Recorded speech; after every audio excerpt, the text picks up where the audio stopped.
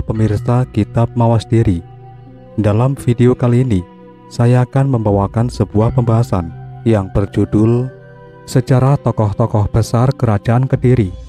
Semoga pembahasan ini dapat menjadi pengetahuan untuk kita semua. Tanpa berlama-lama lagi, langsung saja kita ke pembahasannya. Yang pertama, sejarah Empu Tantular. Ini silsilah Empu Tantular, keturunan calon arang menurut sumber Bali.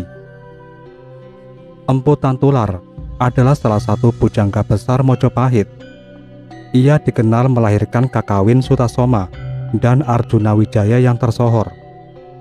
Dari tulisan Empu Tantularlah lahir semboyan Bhinneka Tunggal Ika yang digunakan sebagai bangsa Indonesia sebagai janji persatuan.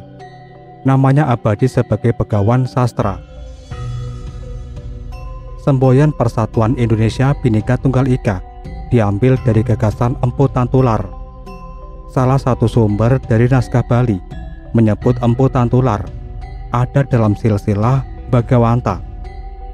Tidak disangka, pujangga besar Mojopahit ini memiliki darah keturunan calon arang. Calon arang adalah seorang pendeta perempuan yang mempelajari ilmu gaib hitam. Ia adalah seorang janda sakti mandraguna yang memanfaatkan ilmu gaib terlarang. Identitas Empu Tantular berdasar sumber Mojopahit.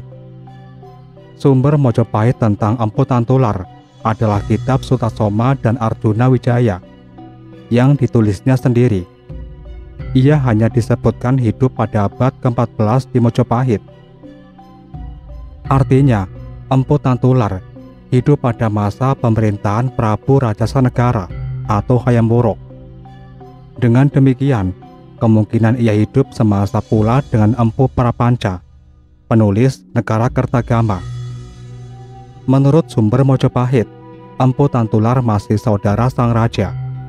Ia diyakini sebagai keponakannya, Bratatmaja, dalam bahasa Kawi atau bahasa Sanskerta, dan menantu adik wanita sang raja. Identitas Empu Tantular berdasar sumber Bali. Dalam salah satu naskah Babat Bali, Babat Manik Angkeran, disebutkan silsilah Empu Tantular adalah Empu Barada. Empu Tantular mewarisi darah para begawan besar sejak masa sebelum kerajaan Kahuripan. Ayah Empu Tantular tak lain adalah Empu Bahula, putra Empu Barada yang menikahi Ratna Manggali, putri sematawayang calon arang. Empu Tantular dipanggil juga dengan nama Empu Wiranata dengan gelar Dayang Angsokanata. Ia juga disebutkan sebagai penulis kitab Sutasoma. Menurut sumber Bali, Empu Tantular memiliki 4 saudari. Para saudarinya bernama Nidewi Dwaranika, Nidewi Andiani, Nidewi Amartajiwa, dan Nidewi Amarta Mangguli. Terkait masa hidup Empu Tantular ini terdapat perbedaan. Sumber Bali menyebut Empu Tantular hidup semasa dengan pemerintahan Raja Bali Sri Haji Wungsu pada tahun Masehi 1049. Yang kedua, Dewi Kilisuci, Sanggrama Wijaya putri Erlangga. Sanggrama Wijaya Tunggadewi adalah putri Erlangga yang menjadi pewaris tahta Kahuripan, namun memilih mengundurkan diri sebagai pertapa bergelar Dewi Kilisuci. Jabatan Sanggrama Wijaya pada masa pemerintahan Erlangga, sejak kerajaan masih berpusat di Watasmas sampai pindah ke Kahuripan, tokoh Sanggrama Wijaya menjabat sebagai Rakian Mahamenteri alias Putri Mahkota. Gelar lengkapnya ialah Rakian Mahamenteri Ihino Sanggrama Wijaya Dharma Prasada Utunggadewi. Nama ini terdapat dalam Prasasti Cane 1021 sampai Prasasti Turun Hyang 1035. Pada Prasasti Pucangan 1041, nama pejabat Rakian Mahamenteri sudah berganti Sri Samarawijaya. Saat itu, pusat kerajaan sudah pindah ke Daha. Berdasarkan cerita rakyat, Sang Rama Wijaya mengundurkan diri menjadi pertapa di Gunung Pucangan, bergelar Dewi Kilisuci. Keistimewaan Kilisuci. Tokoh Dewi Kilisuci dalam cerita Panji dikisahkan sebagai sosok agung yang sangat dihormati. Ia sering membantu kesulitan pasangan Panji Inu Kertapati dan Galuh Candra Kirana, keponakannya. Dewi Kilisuci juga dihubungkan dengan dongeng terciptanya Gunung Kelut.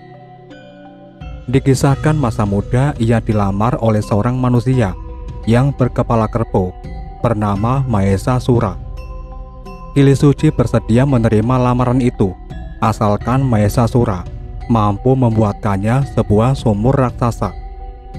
Sumur raksasa pun tercipta berkat kesaktian Mahesa Sura.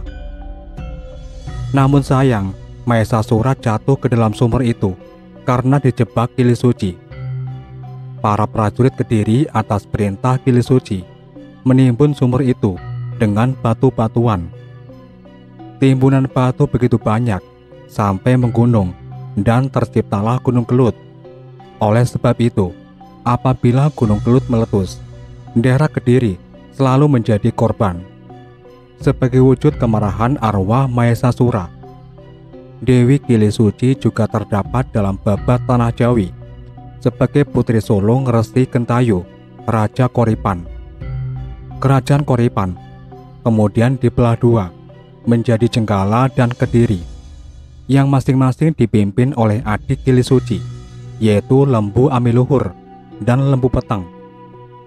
Kisah ini mirip dengan fakta sejarah, yaitu setelah Airlangga turun tahta tahun 1042, wilayah kerajaan dibagi dua menjadi Kediri dan dipimpin Sri Samarawijaya, serta Jenggala yang dipimpin Mapanji Karasakan. Yang ketiga, Prabu Airlangga. Airlangga, pendiri kerajaan Kauripan. Airlangga, atau sering pula ditulis Erlangga, adalah pendiri kerajaan Kauripan yang memerintah tahun 1009 hingga 1042 dengan gelar Abhiseka Sri Maharaja Rakyalu Airlangga Ananta Wikramo Tunggadewa. Sebagai seorang raja, ia memerintah Empu Kanwa untuk mengubah Kakimpoi Arjuna Wiwaha yang menggambarkan keberhasilannya dalam peperangan. Di akhir masa pemerintahannya, kerajaannya dibelah dua menjadi Kerajaan Kediri dan Kerajaan Jenggala bagi kedua putranya.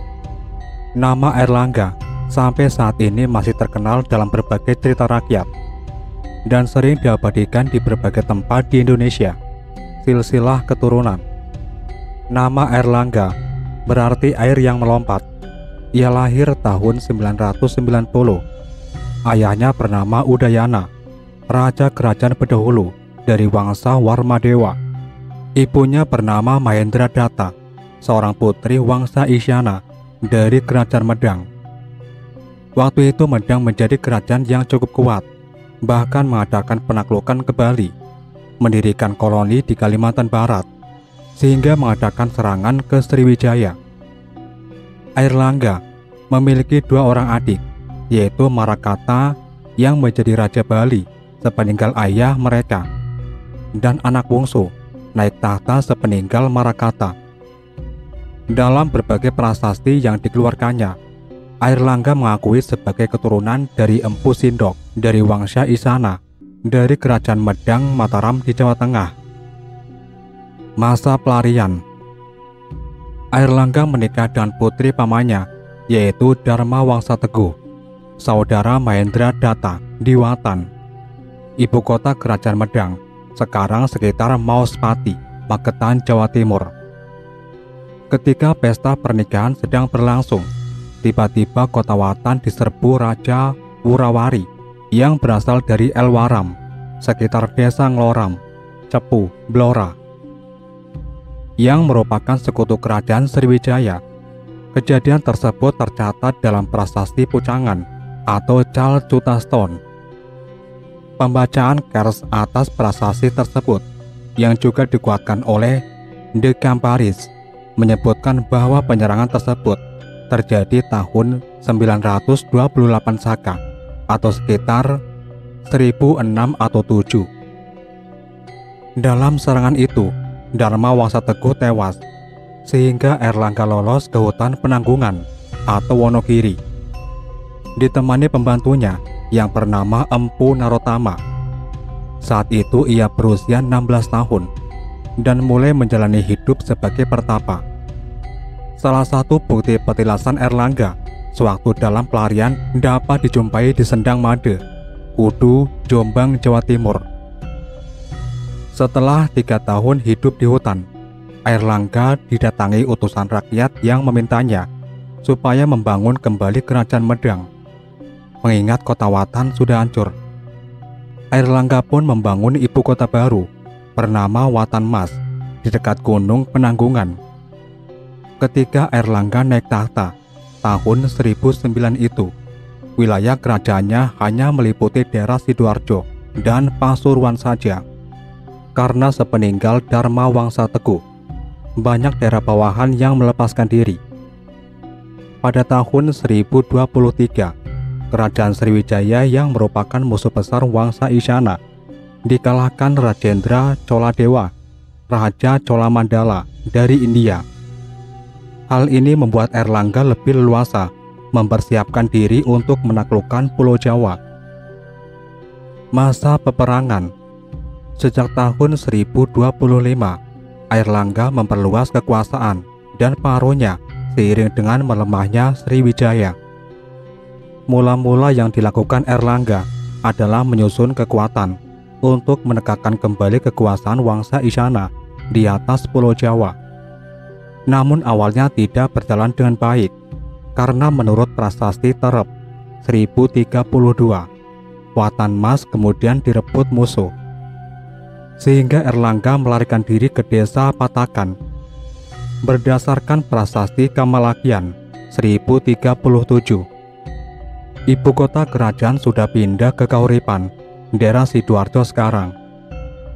Airlangga pertama-tama mengalahkan Raja Hastin. Pada tahun 1030, Airlangga mengalahkan Wisnu Prabawa, Raja Wuratan, Wijayawarma, Raja Wengker, kemudian Panuda, Raja Lewa. Pada tahun 1031, putra Panuda mencoba membalas dendam, namun dapat dikalahkan oleh Airlangga. Ibu kota Lewa dihancurkan pula. Pada tahun 1032, seorang raja wanita dari daerah Tulungagung sekarang berhasil mengalahkan Airlangga. Istana Watan Mas dihancurkannya. Airlangga terpaksa melarikan diri ke desa Patakan, ditemani Mapanji Tumanggala, dan membangun ibu kota baru di Kauripan. Raja wanita pada akhirnya dapat dikalahkannya. Dalam tahun 1032 itu pula, Airlangga dan Empu Narotama mengalahkan Raja Wurawari, membalaskan dendam Wangsa Isyana. Terakhir tahun 1035, Airlangga menumpas pemberontakan Wijayawarma, Raja Wengker, yang pernah ditaklukkannya dulu. Wijayawarma melarikan diri ke kota Tapa, namun kemudian mati dibunuh rakyatnya sendiri. Masa pembangunan. Kerajaan yang baru dengan pusatnya di Kauripan, Sidoarjo ini. Wilayahnya membentang dari Pasuruan di timur hingga Madiun di barat. Pantai utara Jawa, terutama Surabaya dan Tuban, menjadi pusat perdagangan yang penting untuk pertama kalinya. Airlangga naik tahta dengan gelar Abhiseka, Sri Maharaja Rakehalu Sri Dharma Wangsa, Airlangga Ananta Wikramo Tunggadewa. Airlangga juga memperluas wilayah kerajaan hingga ke Jawa Tengah, bahkan pengaruh kekuasaannya diakui sampai ke Bali. Menurut Prasasti Pamwatan 1042, pusat kerajaan kemudian pindah ke Daha, daerah Kediri sekarang. Setelah keadaan aman, Airlangga mulai mengadakan pembangunan demi kesejahteraan rakyatnya. Pembangunan yang dicatat dalam prasasti-prasasti peninggalannya antara lain: membangun Sriwijaya Asrama tahun 1036, membangun Bendungan Waringin Sapta tahun 1037, untuk mencegah banjir musiman. Memperbaiki pelabuhan Hujung Galuh yang letaknya di Muara Kalibrantas dekat Surabaya sekarang. Membangun jalan-jalan yang menghubungkan daerah pesisir ke pusat kerajaan. Meresmikan pertapaan Gunung Pucangan tahun 1041. Memindahkan ibu kota dari Kahuripan ke Daha. Ketika itu, Airlangga dikenal atas toleransi beragamanya, yaitu sebagai pelindung agama Hindu Siwa dan Buddha. Airlangga juga menaruh perhatian terhadap seni sastra. Tahun 1035, Empu Kanwa menulis Arjuna Wiwaha yang diadaptasi dari epik Mahabharata.